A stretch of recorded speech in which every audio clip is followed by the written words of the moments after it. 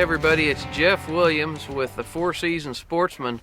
Today we're going to be out here doing some catfishing here on Grand Lake in northeast Oklahoma. And one of the things I wanted to show you how to do was catch shad. Now, what we're experiencing right now here on Grand Lake is a flood of the century almost. It's the end of December. Well, this is actually New Year's Day 2016. And we just had a tremendous flood here in northeast Oklahoma and southwest Missouri.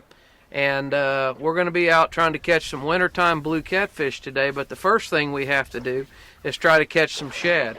Now, I'm going to be using my Garmin equipment to locate shad. And then I'm going to be throwing a shad net on top of those fish, or on top of where I think the shad are. I'm going to start the boat, and I'm going to show you what I think the shad are. Now, listen to me on this tip, folks. We'll probably put this on the Team Catfish YouTube channel too. In muddy water, it doesn't matter where you're at. When you get a flood, the majority of your fish are going to come to the top. They feel more comfortable in this muddy water. They're not going to be down nearly as deep as they are when it's clear. Doesn't matter what season it is. When you get a flood, the fish are going to be a lot shallower than they are when the water's clear and during a normal conditions. So remember that. Now, I had no idea when we put our boat in right here that we were going to find shad right by the boat ramp. And I still haven't caught any shad, but I'm going to go over here and throw my shad net. We're going to see if we can get some shad so we can get out here and try to do this fishing. Remember that tip. In muddy water, a lot of times your bait fish will be shallow, and your game fish will be in shallower structure a lot of times too. Here we are on the color sonar, and here we are on the Garmin down view. See, when you see these big bright clouds right here, that's where your shad are the thickest, and that's where I'm going to throw the net. Try to get them right up on top of that. If you teach your kids how to run these boats, they can sure help you. When you're throwing a big shad net like I'm throwing, you want to make sure you always throw this big shad net with the wind, folks. You can't throw a big shad net against the wind. You just cannot do it. So have your kids or whoever's driving the boat circle the bait fish and then throw your net with the wind. Okay, guys, now if you're out here in the winter time, please wear a life jacket when you're throwing for shad. It's not a bad idea to wear a life jacket all the time, but if you're throwing for shad, the deck gets slick and you can fall in the water so easy. Put your life jacket on when this water's cold. Now, I got my two boys. Hayden's running the camera. Ole, my boy here, he's going to be helping me film today. He's going to be helping me catch some fish. Let's see if they can put you on some shad right here. Let's get in here and see if we can find the shad.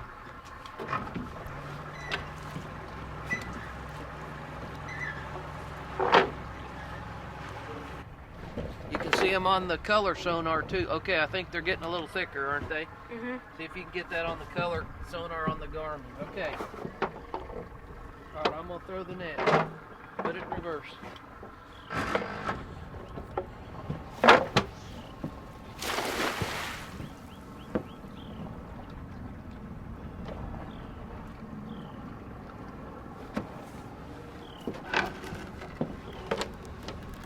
Okay, neutral. Here we go. Not huge bait, but we got bait. Let's grab our big cooler.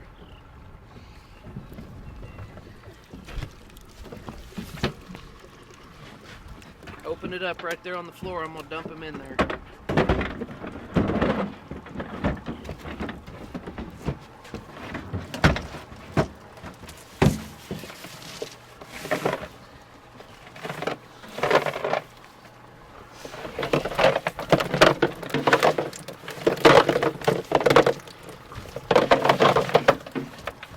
Now, these aren't great big shad that I like to fish with, but you know what? We're getting a late start today, and I'm real happy to get these because the catfish will bite them. We'll just have to cut them up and kind of chunk them up instead of instead of using great big sheds, we'll just chunk these up. Eat Sleep Catfish hand towel. Simple, easy to use. You can clip it on your pants. I'm gonna clip it on my little hook right there. You need an Eat Sleep Catfish hand towel. You can wipe your nose, wipe your hands, and folks, we're in the G3 Sportsman 200 today, and it's got a great anchor storage, or you can put your cast nets, your shad nets up here. Up in the front well. I'll take my shad net. This is a tool, folks. Put it up just like a tool. Wrap them up. Drop it down in there. Put your rope on top of it.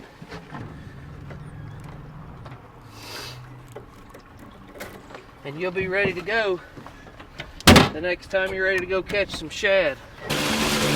Everybody, we headed out onto the lake. It was a little bit cool, and we had to have to search down these fish. We had about 4 hours to get all rigged up, get our bait cut up, find some fish, try to get this little video done. My oldest son, Hayden's the one running the video camera, and they did a fantastic job. Owen was great help out in the boat.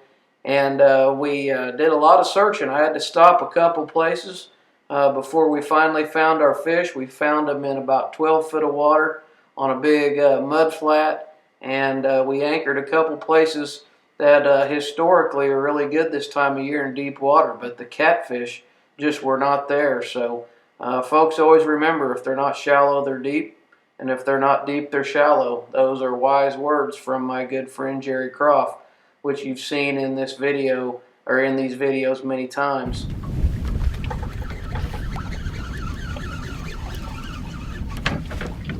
Okay, fish one. Not a big catfish, but he is a catfish. I always like to bite the ones right where you have to stare right into the sun. Little nice blue cat. That's a great one to take home to the house. Take that undo that. Now that's not a big catfish, but you know what? That is a catfish. We got him out here on January 1st. That we're in 12 foot of water now. We just pulled up to some of these old bushes, these flooded trees, and we've had a lot of bites, but I think a lot of them are channel cats. A lot of times your channel cats will peck, peck, yank, yank, peck, peck, yank, yank, and this little blue right here, he just swam off and grabbed it and swam off. So we're going to put another hunk of shad out there and see if something bigger comes along.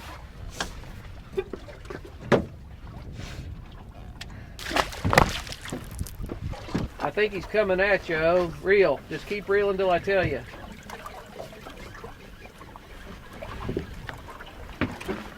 I think he just brought it at us, bud. I don't think we got him. Reel it up, we'll get us a fresh bait out. You don't have any of this in your boat. You really need to.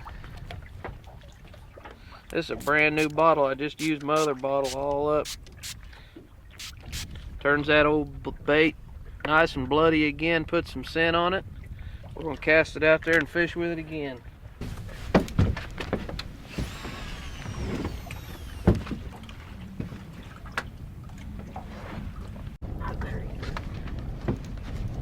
Got him, O? Now that was a good strike. Wham! Man, that old blue cat just chomped her down. Now this kid, if you didn't know any better, he acts like he kind of likes this catfishing. Whee! I think we might have found something here up in these flooded trees. Nice blue cat. Sweet! He's a little bigger than the other one, though. He hit a big old shad head. Awesome. That's fun, man. That fish just pounded it, didn't he? Mm-hmm. Oh, that kid's got his mouth full of jerky. He can't even talk right now. Yeah, about a 3 or 4 pounder. He nice catfish. Boy, I tell you what, you know, a lot of people wonder why these fish turn colors. Well, when this water's muddy, the fish's natural camouflage is to turn pale because there's no light penetration in this muddy water. If you would have caught this fish in clear water in about 12 foot, his back would be slate blue, and his bottom belly would be white or light colored. But when they're up here in this shallow muddy water, they turn pale like that. A lot of people call them white cats, but they are blue catfish, and we got a lot of them here on Grand Lake. We're not blessed with just lots and lots of big fish, but we got a lot of fish that are fun to come out here and catch, and they're fun to go home and eat. So we got a 15 fish limit here, and if I was in the mood to clean fish tonight, we'd be having catfish sandwiches tomorrow. Down he goes. Let's get it baited out there. Get it going again. Oh, you gonna cut me another bait?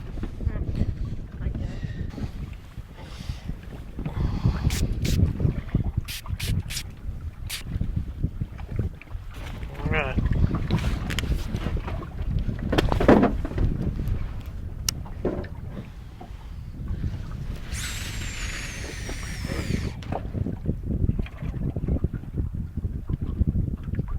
I could handle a few more hits like that. Man, he just waylaid that thing.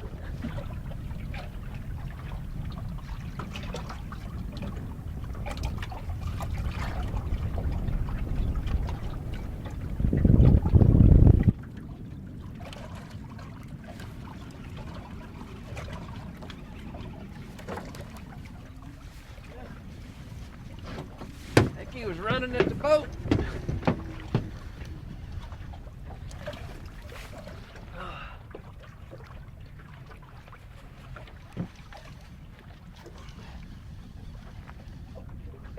Well, he's not Moby Dick, but he's a catfish.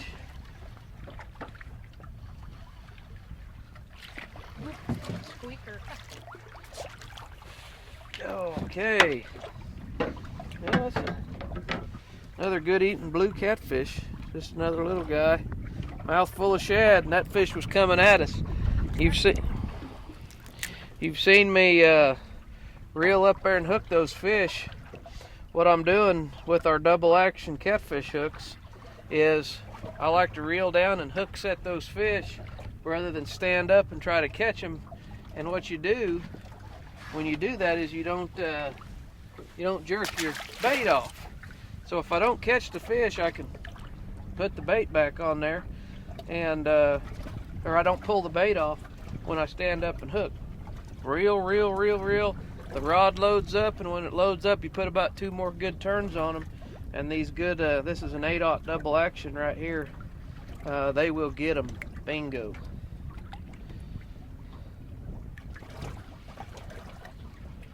These Thundercats got a real soft tip on them, and if you learn how to watch them, you learn to see that fish kind of pulling against that.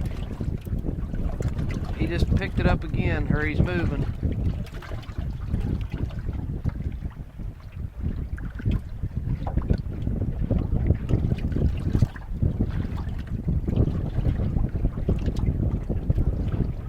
Reel down, get him, oh. I think he's there. I think he's coming at us. Get him? Yeah. All right. I think that fish was coming at us. Sometimes when they don't pull the rod over and they just come at you, they're just pulling that line through that sinker slide. You got to really watch what's going on. He's a little bigger. Is he? Good.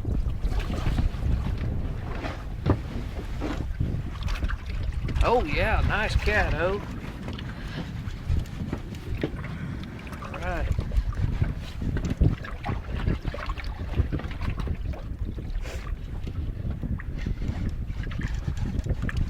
Ooh, right there. Oh yeah. Look at that mean fat rascal. God, he's got the fish grip right here. Oh, he's hooked in the bottom jaw. There we go. Oh yeah. Heck yeah. There's nothing in the world wrong with that. He's a little bigger too. Is he bigger too? Not bigger than that. I don't know if he's bigger That's than what that I'm one. talking about. We'll just put him in the water with the fish grip and I got that other line. keep it on him. Show him who's the boss, boy. You got the power. Okay, watch the anchor rope back here. Oh, you got another one. That's okay.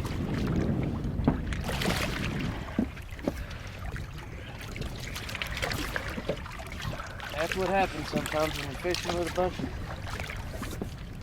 bunch of rods out, especially when you're not paying attention to them and the fish hit. All right, let's get him up here.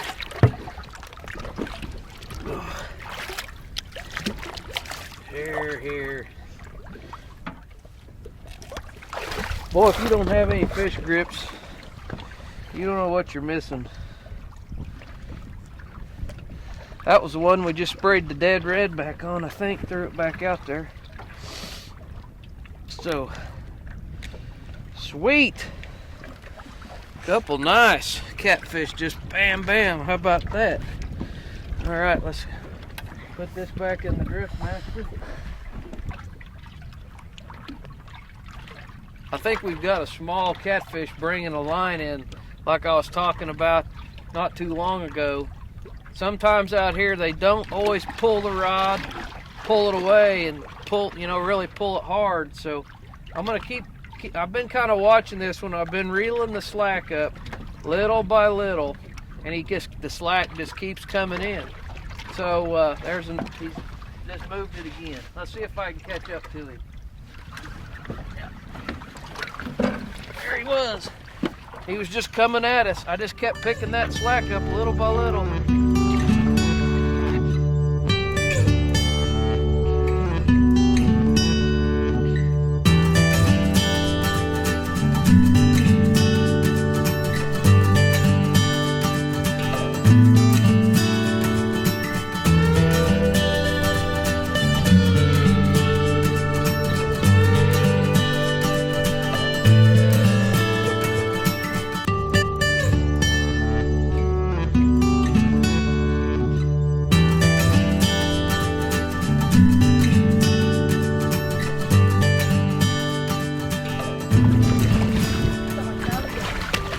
Catfish. There he goes, under the boat. Crazy sucker.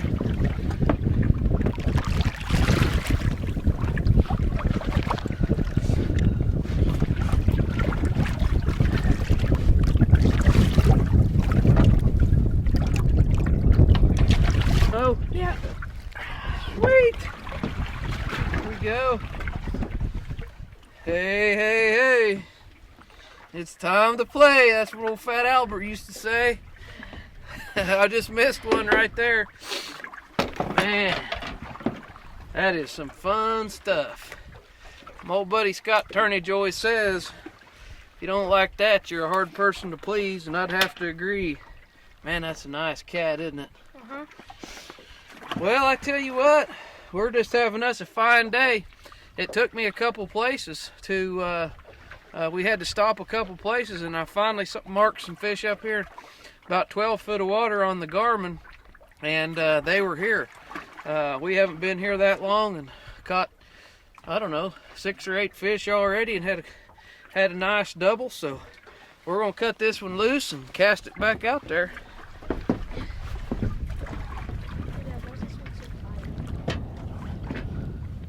All right, Mr. Blue Cat. Down he goes. Oh, see ya. See you when you weigh about 80. We've had a good day, haven't we? Uh-huh. Now, when you see a boy smiling like this, you know that they like to come out here and catfish. And we came out here on January 1st, 2016, and we hooked up on some blues, didn't we? Uh-huh. Is any kid come out here and do this, you think? Yeah, probably. Yeah, they would like to, wouldn't they? Hey, everybody, take a kid fishing, and thanks again for watching the Four Seasons Sportsman.